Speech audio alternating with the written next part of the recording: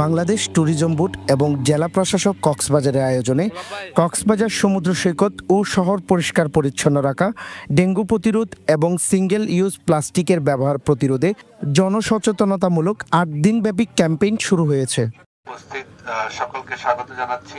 শুক্রবার বিকেলে লাবণী পয়েন্টের উন্মুক্ত মঞ্চে ৮ দিনব্যাপী ক্যাম্পেইনের আনুষ্ঠানিক উদ্বোধন করেন ট্যুরিজম বোর্ডের প্রধান নির্বাহী কর্মকর্তা আবু তাহের মোহাম্মদ জাবের।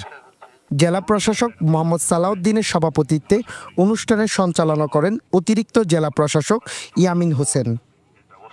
এ সময় আরও উপস্থিত ছিলেন অতিরিক্ত জেলা ম্যাজিস্ট্রেট নিজামুদ্দিন আহমেদ সহ বিভিন্ন স্বেচ্ছাসেবী সংগঠনের কর্মীরা।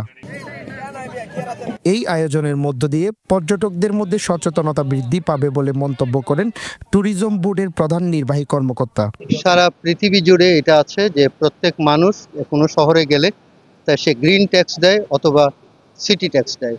এই ট্যাক্সটা দিয়ে শহর পরিষ্কার রাখা, শহরকে সৌন্দর্য বর্ধন করা, এগুলো করা হয়।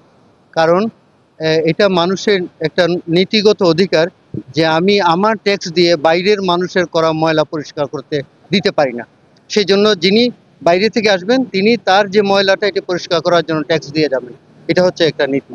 সমুদ্র সৈকত পরিচ্ছন্ন রাখতে তারা এমন ক্যাম্পেইন বারবার আয়োজনের দাবি জানান। বছরে হোক, প্রতি মাসে হোক, মানুষদেরকে দেখানো যে আমাদের একটা পর্যটক এরিয়া আছে, এই এরিয়াটাকে সুন্দর রাখলে আমাদের পর্যটকরা কক্সবাজারে বেশি আসবে। কক্সবাজার বিচ কিন্তু আমাদের জন্য সম্পদ। কক্সবাজারের জন্য আমরা যদি এই বিচটাকে যদি রক্ষা করতে পারি এবং এই পরিবেশটাকে যদি সুন্দর করতে পারি তাহলে আমাদের পর্যটন শিল্প আরো এগিয়ে যাবে। আমরা চাই আমাদের কক্সবাজার আরো সুন্দর হোক, আমরা যেন এরকম প্রোগ্রাম প্রতি বছরে আয়োজন করতে পারি। আমার কাছে মনে হয় যে এই ধরনের উদ্যোগ আসলে নেওয়া উচিত, আরো ঘন ঘন নেওয়া উচিত। কারণ এখানে শুধু যে 64 জেলা থেকে পর্যটক আসে তা না, এখানে কিন্তু দেশের বাইরের থেকেও আসে পর্যটক।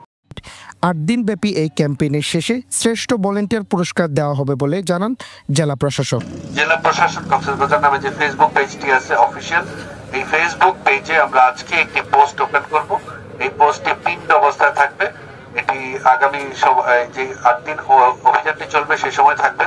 আপনারা কমেন্টে আপনাদের যে কার্যক্রম সেগুলোর ছবি দেবেন এবং সেগুলো কি পরিমাণ ছবি দিলে তার একটা তথ্য আমাদেরকে দেবেন।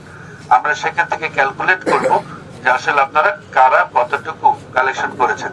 তার ভিত্তিতে অত্যন্ত যৌক্তিকভাবে, নৈর্ব্যক্তিকভাবে, কোন রকম বায়াস ছাড়া যিনি সবচেয়ে ভালো পারফর্মার হবেন তার জন্য আমাদের আকর্ষণীয় পুরস্কার এবং আর্থিক পুরস্কার থাকবে। নিউজ ডেস্ক, পেনওয়া নিউজ।